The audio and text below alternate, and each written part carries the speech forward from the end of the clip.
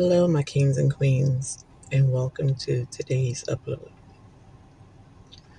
You can probably already hear it that I am not in the best of moods, and that's simply because of today's content.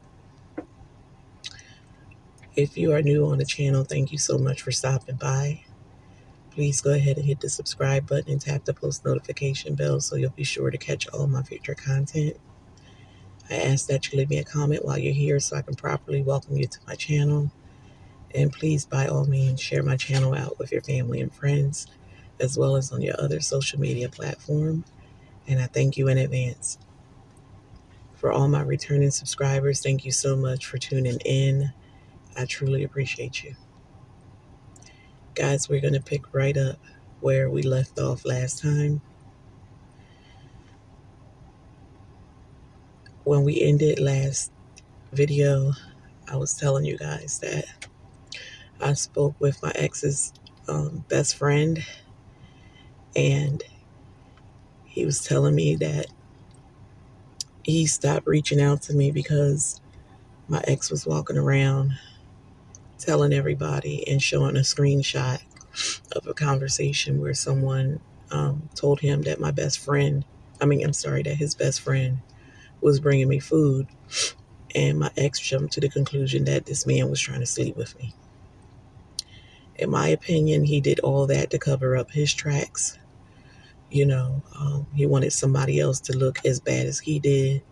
And so he targeted his best friend. So when this guy told me, my sister, you need to think about it real hard. I don't get into family affairs, but I'm telling you, when you find out who it is, it's going to kill you.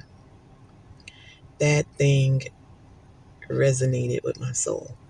That thing knocked the wind out of me, as if all the other stuff that he had been doing to me and building his case against me, along with my family members, I can't believe that yet again something threw me for a loop.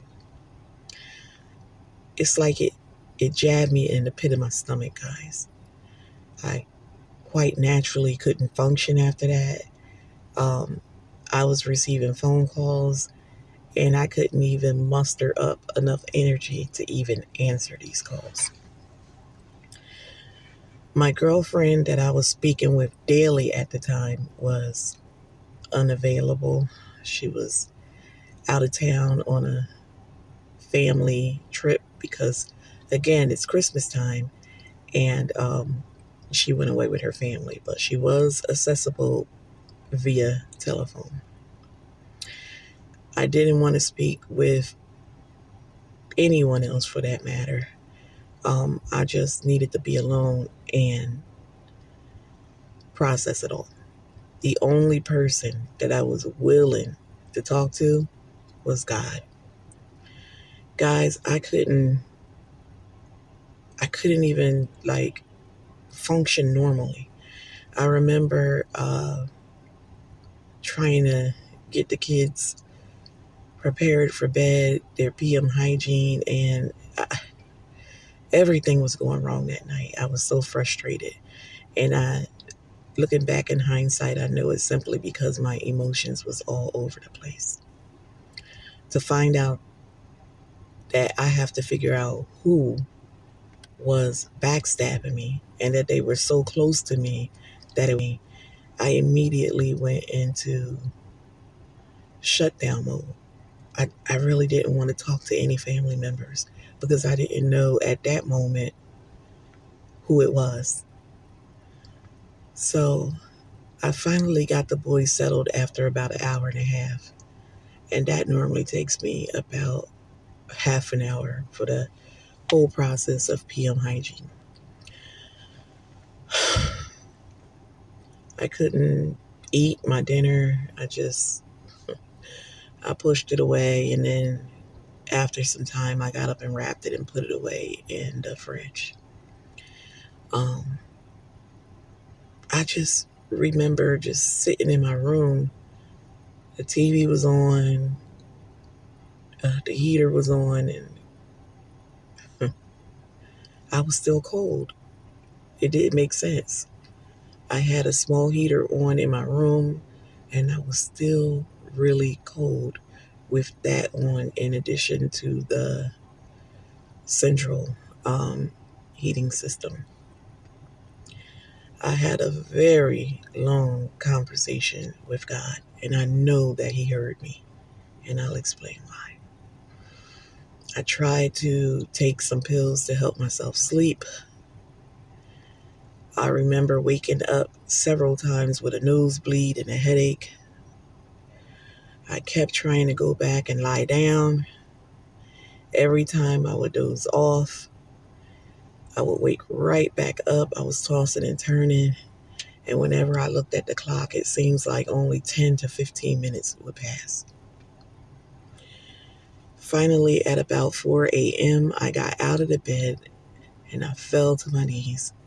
And I said, God, if there's anything that I need to know, please reveal it to me. Guys, I got back in the bed and I was dozing off. And this one particular family member popped in my mind subconsciously because I was actually dozing off. At that moment, I had an aha moment, and I realized that I shared that with this particular family member. So I got up the next morning. It was like an hour later, and I was just watching the clock. I was waiting for a good time for me to call and speak to my girlfriend. I called my girlfriend. Now, this is a girlfriend from another state, but we are best friends. I called my best friend and I said to her, I am going to go to my family member's house. I am going to call you from this particular number. I want you to answer the phone and pretend that you are someone from the housing department, because my family knew that I put in for a change in housing. I prayed before I walked out the door after I got my babies all up. And remember, I had all 4 boys at the time. And I drove to the front of my development to my family's house. I knocked on the door, and before I did it, I prayed to God again because I knew I was going to tell a little white lie. The family member, which is the mother of the mother and daughter team, the mother opened the door, and I asked her if I could borrow her phone because my phone would not hold the charge all night, and it was on a charger, and I still only had 2%. She opened the door, she let me and the boys in, and she said, oh, it's in there on the bed. I went in, I got her phone, and I tried to make a phone call, and I realized it was locked. So I took the phone to her and I said, do you have to unlock it? She took the phone, she unlocked it, and she gave it back to me. I made the phone call to my girlfriend, and she answered the phone as if she was a representative from the housing department. After about 2 minutes, I acted as if I could not hear because the boys were a little too loud. So the family member told me to go head on upstairs and she'll look after the boys so I can talk in private. I went upstairs into the bathroom and I locked myself in. And I was looking for one thing and one thing alone. And that was, did she in fact send a text message and a screenshot to my ex saying that this man brought me food and was trying to sleep with me? Or either of the two. Guys, when I tell you, I found that and I found so much more. It was that day, in this moment, that I realized that my family members, the mother and daughter team, was behind my separation. It was that day that I read in the phone that every conversation, every text message, every phone call, everything, and this was before the falling out, Everything that I have been speaking with my husband about or texting my husband over the past couple of years was in this family member's phone. It was at this moment that I realized that I had been being set up for 3+ years. I could go back. There were messages in the phone's messages, and there were messages in the app called WhatsApp. Screenshots, phone calls, and even advice, if you would call it that, from them to him on how to handle me and things they were telling him to stop doing. And she's on your heels. They were warning him about day-to-day things that I was discussing with them. They was warning him like, oh, she called and she said this. And then I was looking at the more recent stuff since we had separated, and there were text messages telling him to stop accepting phone calls from me, just continue to keep ignoring me.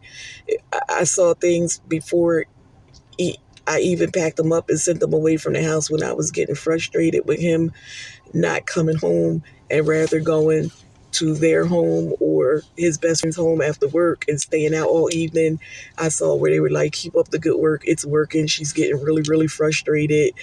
Conversations where she was telling him that another man had approached me and wanted to date me and I was interested. I saw so much. Guys, I couldn't believe it. My body was shaking. I was trembling. I was out of control. I was trying to hold my composure, and it was very hard in the moment. I was seeing things that I even forgot about until I read the messages in the phone. They were talking about their own husband and his inability to satisfy them sexually. They were talking, oh my God, they were advising him to stop cutting my boy's hair. They were advising him to stop taking phone calls from the kids because I'm trying to manipulate him and use the kids to lure him back to the home. Oh my God, guys. I could never live with myself if I knew that I was behind somebody else's marriage dissolving. I don't understand why people feel the need to get involved in anybody else's relationship. Rather, it's a dating relationship, a friendship, a marriage. I,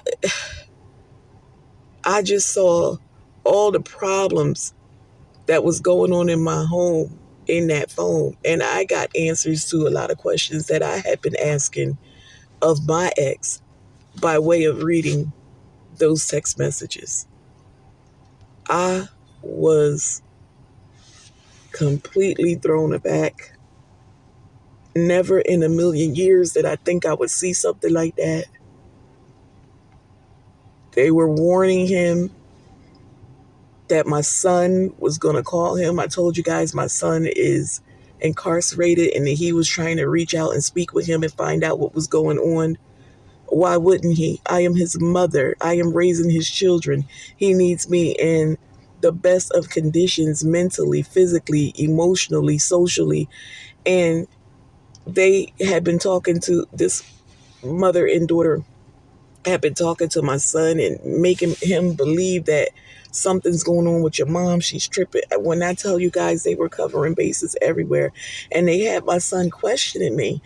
Mom, are you okay? And I kept telling them, yeah. And they were telling him that I was out here mistreating this man. And he was saying to me, Mom, you can't handle him like you handle American men. You have to handle him. You know where he's from. You seem to like foreign men, treat him accordingly. You can't handle him like you would handle anybody else. Guys, I'll talk to you in the next upload.